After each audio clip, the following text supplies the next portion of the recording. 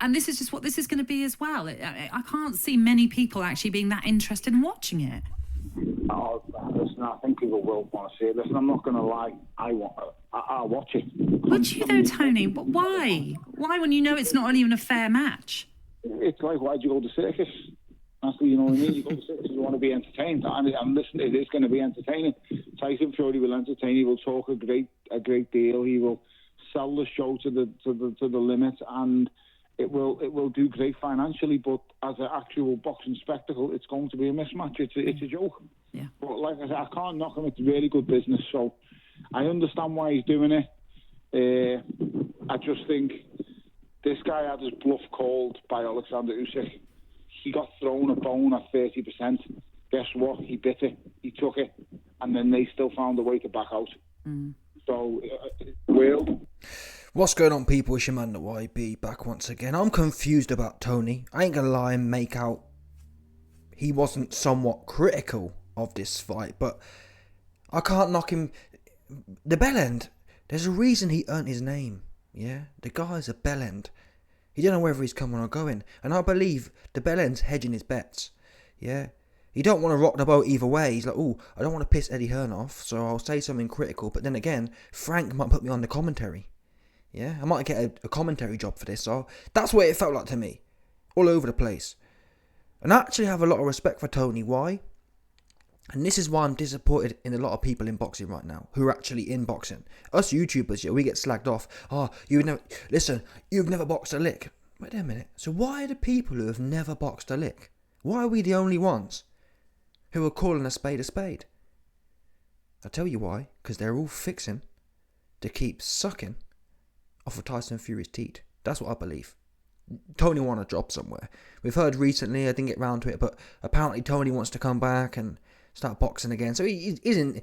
Listen, all that waffle about, yeah, I'm going away, Cougs. I'm going away, Cougs. I want to be on my family, Cougs. Yeah, he back. He hanging around, leaving a bad smell everywhere. But anyway, I was about to say, the main reason I'm disappointed in a lot of these guys, yeah, Joe Joyce, the bellend, is because, yes, no, that's not even a lie. Or sorry, that's not even the truth. I was about to say, yes, Joe Joyce hasn't made the bag yet, but it's not a bad living, is it? Let's assume worst case, there's no way Joe got paid less than 500 grand to fight Zhang, I'd have thought. It's not a bad way to make a living, is it? Now, is he making 50 million? No, but like I said, keep saying, who said that's the standard? Who said that sports people need to make more than 500 grand a year? I don't believe it myself. If I was running things, they'd be lucky to make 100, truth be known. Because it's a good job. You turn up for training for a few hours, yeah? You piddle around on the pitch, and you go home. You know, what's hard about that? Yeah? Half of the footballers don't even turn up with their head on. Do you know what I mean? Like, what do you need to be paid 300 grand a week to not even turn up with your head on when it matters? Yeah? So I ain't trying to hear about these sports guys. Anyway, I've digressed. I'm disappointed in the bellend on this one because I actually respect his career. Yeah? Now, I'm not a massive boxing historian, but to be fair to the bellend, yeah, he never was hanging around a place just looking for money. And even when the bellend did make money, he did so honourably. What do I mean? Well, he was a huge underdog against Hay. I think I may have even lost money, or I'm not sure if I was gambling then, but I could have easily lost money on that one. That's one of the ones I probably would have lost money on. Yep, that's a cert. There's no way Big Toe is going to fumble his dinner. Oh, he fumbled it. Oh, did he fumble it? In fact, I think the rematch I lost money, actually, because the odds were better, if that makes sense. I think the first fight, it was like 6-1, so I wouldn't have put money on Hay then. The rematch, I'd have thought, yeah, there's no way Hay's leg's going to fall off in the rematch. His leg fell off. Yeah? So, I respect Bellew because he took underdog fights. The money was there. No one minds that. Yeah? If Tyson Fury was a champion taking underdog fights, Bellend went up a weight to fight Hay. Bellew's a 175 pounder legitimately. Not like Usyk. Usyk's a cruiserweight. The Bellend was 175. So, for Bellew to go up to heavyweight against Hay, and have that confidence and put that show on, he deserved to be paid well for that fight. Yeah? And even the Usyk situ, where, I mean, was that even a big money fight? For Bellew, he probably made a few million, but still, he got knocked out. And he's fighting the best. Yeah? That's what I respect, and I can't understand, why would a man like Bellew, who was taking them risks, going up in weight, fight... I mean, think about this. 175 Bellew fought Usyk for undisputed. Why can't 275 pound Fury fight the same man like 5 years later? Yeah? Usyk's 5 years older than he was when he fought Bellew. And Fury don't want to fight the old. And he's got 100 pounds or however many pounds more than Bellew had.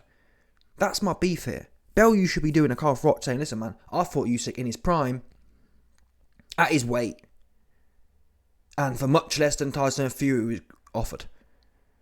So no, I don't have no respect for Fury. That's what Bellew should be saying. Not, it makes great business. Oh, I can't knock it because it makes great... No, Bellew, you can knock it. Listen, if anyone, to be quite frank, if anyone in the game should be knocking this, it should be Bellew. He should be standing proud of what he did and saying, actually, I can knock this because I fought Usyk for peanuts, relatively, and I got knocked out by Usyk, and I'm not a heavyweight, and you know what I mean?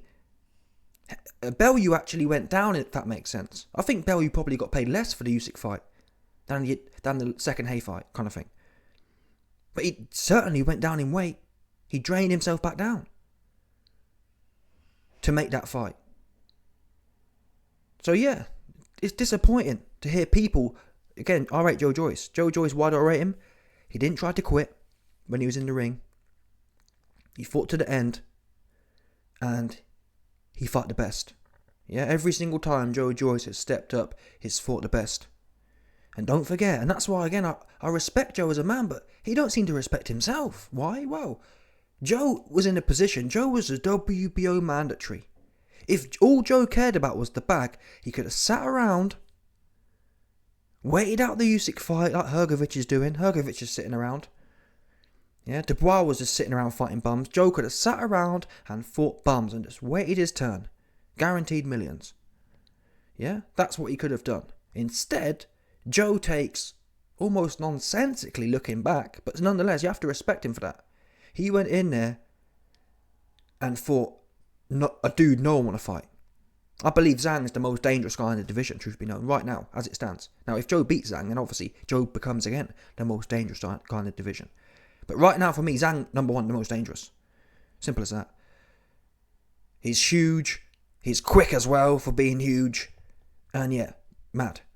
Joe went in there with him. And bear in mind, it wasn't like Zhang was washed up. Zhang, even if some people think that Zhang got beat by Hrgovic, even if you think Hrgovic beat Zhang popped Hrgovic's cherry, put him down for the first time. So it was a draw, in my opinion. So this wasn't like Zhang was washed, and apparently Zhang was ill for that fight. So Joe really was taking on big challenges. Again, that irritates me. I'm not in the sport. So why are people in the sport who aren't desperate? Bellew ain't dying for money. Joe Joyce ain't dying for money. So why are they sucking this off for? Where's their backbone? Hey, yo, listen, man. No, I'm not going to back this fight. I don't care who Frank Warren's working with. Yeah? The bottom line is, my name's Joe Joyce. I've been going in there, and I'm a nobody, if that makes sense. I'm going in there taking what they call penitentiary chances with my career. When I could have sat around. Joe could have, if all Joe cared about was the bag, he could have sat around waiting for the bag. He chose to be a man and stand on what he believes in. So why is Joe sitting here telling us, oh, I'm so glad Ngannou got the bag for running off from John Jones? No, I'm not glad he got the bag. Yeah? I'm not glad someone's getting something for nothing. Not at all. Especially when, well, that's what makes it frustrating for me. Joe Joyce has never been given something for nothing. Yeah? More or less, even though he was a favourite in the Joe Parker fight, it wasn't a massive favourite. It wasn't what Francis Ngannou versus Fury is going to be. And look at Tyson and Fury's last two fights. They're both going to be 90-10 favourites. I think that's a lie, actually. Fury versus Chisora was, what was it? It was legitimately 20-1. Yeah, for Fury to win. Facts. I bet on it. Yeah. This Ngannou fight is going to be 10 to 20-1 as well. So no, I don't respect this, Bellew. No, I don't care about the money. It makes great business. I'm tired of hearing that. Yeah? These men ain't bankers, are they? What do you mean it makes great business? Your job isn't to be counting the coins. Your job is to be a boxer, in my opinion. And I'm not someone who's hating. The two can intertwine somewhere. Yeah? Spence and Crawford, for example. Any good fight. Cameron versus Taylor. No one's mad that Taylor and Cameron made good money, or relatively for women made good money. Who's mad at that? No one. Make the best fights and make the money that come. And again, it's not like people was asking Tyson Fury to fight for peanuts versus Usyk. That fight, Fury versus Usyk, his career is much bigger than Fury and Ngannou. Much bigger. That's just the facts. So no, it doesn't make great business. It's a scam. And I'm disappointed in these men who have better careers than Tyson Fury, who have taken more risks than Tyson Fury, waving the flag for him. It's almost like, wait, Tony, are you trying to get on to Tyson Fury's undercard? That's what, Big Joe, are you trying to get on to Tyson Fury's undercard? If that's the case, just say that.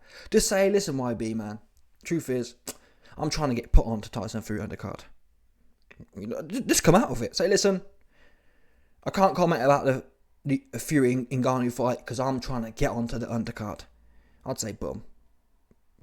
We can't argue here, can we? It's one of them ones. He trying to get on. Yeah? But to try and make out this is, but it's great business. You can't knock it. I'm going to watch it. It's going to be a spectacle, and it's not at all. It's going to be a shocker. Again, my prediction is this fight will look worse than Fury versus Chisora. Because whatever you say about Chisora, he can box. Chisora knows his way around the ring. Chisora knows how to... He knows the intricacies of staying safe with 10-ounce gloves on. In Bongo, yeah, listen, in Bongo, he ain't going to be doing none. Yeah, after 2 or 3 rounds, the wheels are going to... Maybe even earlier. I've seen Ngannou with his hands at his chest after one UFC round. Yeah, and that's in 4-ounce gloves. If you're blowing in 4-ounce gloves after a round, and that's, bear in mind as well, Ngannou's always the dangerous one on the feet. Yeah, meaning that if you're blowing after 5 minutes in 4-ounce gloves, what happens after 5 minutes in 10-ounce gloves and you've had Tyson Fury giving you the Jimmy Savile, just all over the place, touching your here, touching you there, mad one. You're going to be knackered. Trust me, the quickest way to get knackered in boxing is when someone's touching you all over and you don't know where it's coming from next. Anyone can be calm when you're a dangerous guy. Yeah? And Ngannou's going in there and he's the one who's dangerous on the feet. Of course he's calm. He knows he's going to take your head off any minute now. It's a different story when you got these gloves all over. And Fury's good at that. Fury knows how to touch, pop, and he's just slapping you all over. It's overwhelming. Especially for someone who don't know a lick about boxing. Look at Chisora. Chisora made it through, if that makes sense, because he knows where to be and where not to be, where to have his hands. Ngannou won't. Ngannou won't at all. And even if he does know where to put his hands, he won't have the cardio. Yeah? He's going to have... Listen, Ngannou's going to be... His hands... People think George Foreman was tired. In fact, that's a great example. Foreman versus Ali. Yeah? And then Foreman's arms were just hanging down. If you thought Foreman was tired, wait till you see Ngannou. Yeah, because whatever you say about Foreman can box. He's been boxing. Ngannou, he just don't... You don't know until you know. Anyway, let me know your thoughts, people. Smash the like button, subscribe, and let off the bell 100%, no doubt.